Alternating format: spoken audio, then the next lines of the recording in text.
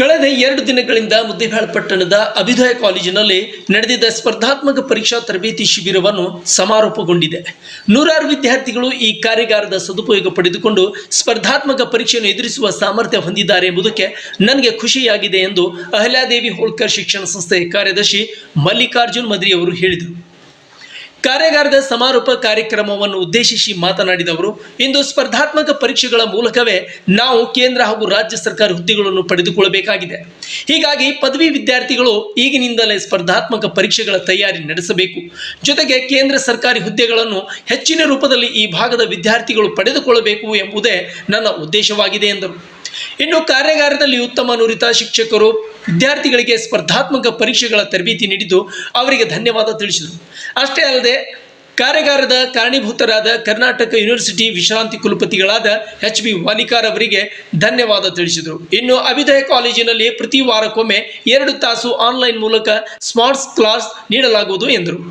ಮುಂದೆ ಏನು ಮಾಡಬೇಕು ಅನ್ನೋದು, ಯಾಕಂದ್ರೆ SSLC ಮುಗಿಯಲ್ಲ ಮೊಟಕುಗೊಳಿಸ್ಬಿಡ್ತಾರೆ ವಿದ್ಯಾಭ್ಯಾಸವನ್ನು. ಆಯ್ತು ಬಿಡು ಸಾಕು, SSLC ಮುಗಿತಲ್ಲ, ಇನ್ನೇನ್ ಮಾಡುವಂತ ಹೆಣ್ಣು ಮಕ್ಕಳು ಇದ್ದಾರೆ ಲಗ್ನ ಮಾಡಿ ಕೊಟ್ಬಿಡ್ತಾರ, ಗಂಡು ಮಕ್ಕಳು ಇದ್ದಾರೆ ಟ್ಯಾಕ್ಟ್ರಿ ಹೊಡ್ಲಿಕ್ಕೆ ಟಿಪ್ಪರ್ ಹೊಡ್ಲಿಕ್ಕೆ ಅವ್ರು ಹೋಗ್ಬಿಡ್ತಾರ. ಅದಕ್ಕೆ SSLC ಮ್ಯಾಗನೆ ಏನ್ ನೌಕರಿಗಳು ಇದ್ದಾವ, PUC ಮ್ಯಾಗ ಏನ್ ನೌಕರಿಗಳು ಇದ್ದಾವ. ಇವತ್ತ ಕೇಂದ್ರ ಸರ್ಕಾರದಲ್ಲಿ ವರ್ಷ 1 ಲಕ್ಷ ನೌಕರಿಗಳು ಕರೀತಾರ. ಕೇಂದ್ರ ಸರ್ಕಾರದಲ್ಲಿ ಬರುವಂತ ನೌಕರಿ ಯಾರು ಅಪ್ಲಿಕೇಶನ್ ಹಾಕಲ್ಲ ನಮ್ಮ ಕರ್ನಾಟಕದವರು.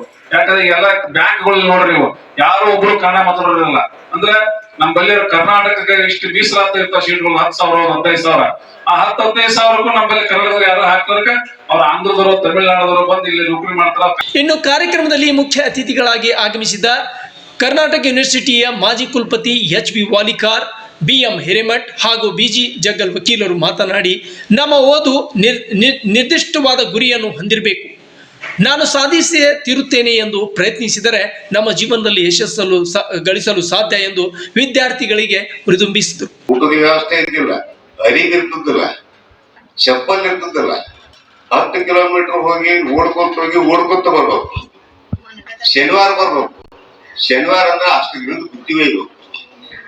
ಈಗ ನಿಮಗ ಎಲ್ಲ ಎಷ್ಟು ಅನುಕೂಲ ಮಾಡ್ಯಾರ. ಅದಕ್ಕೆ ನಾವು ಹೊರಬೇಕು. ಮಲ್ಲಿಕಾರ್ಜುನ ಎಷ್ಟು ತ್ರಾಸ ತಗೊಂಡಾರ, ಎಷ್ಟು ಖರ್ಚು ಮಾಡ್ಯಾರ, ಎಷ್ಟು ಇಸಾರ ಮಿಟ್ಟಾರ. ಇದು ಅಲ್ಲೇ ಇವತ್ತಿನ ಕಾರ್ಯಾಗಾರ ಆಗ್ಬೇಕಂತ ಎಷ್ಟು ತ್ರಾಸ ತಗೊಂಡ್ರು ನೋಡಿ, ವಿಚಾರ ಮಾಡಿ. ನೀವು ದುಡ್ದಿರಿ ದಣದಿರು, ಅವ್ರು ದಣದಾರು, ನಾವು ನೋಡೋದು ನೀವು ಹೌದಿಲ್ಲ.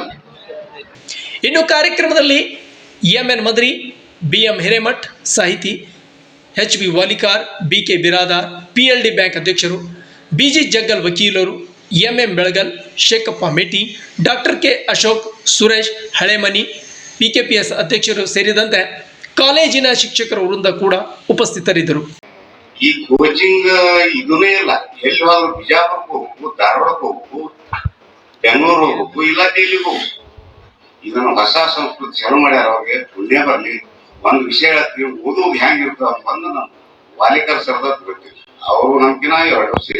ಒಟ್ಟಿನಲ್ಲಿ ಅಹಲ್ಯಾದೇವಿ ಹೋಳ್ಕರ್ ಶಿಕ್ಷಣ ಸಂಸ್ಥೆಯು ನೀಡಿರುವ ಈ ಉಚಿತವಾಗಿ 2 ದಿನಗಳ ಕಾರ್ಯಾಗಾರದಲ್ಲಿ ಭಾಗವಹಿಸಿದ ವಿವಿಧ ಕಾಲೇಜಿನ PU ಹಾಗೂ ಪದವಿ ವಿದ್ಯಾರ್ಥಿಗಳು ಹಾಗೂ ಪೋಷಕರು ಸಂಪನ್ಮೂಲ ವ್ಯಕ್ತಿಗಳಿಂದ ಸ್ಪರ್ಧಾತ್ಮಕ ಪರೀಕ್ಷೆಗಳ ತಯಾರಿ ಬಗ್ಗೆ ಮಾಹಿತಿ ಪಡೆದುಕೊಂಡರು. Suraj Risaldar, news desk, Tsunami TV, Muddebihal.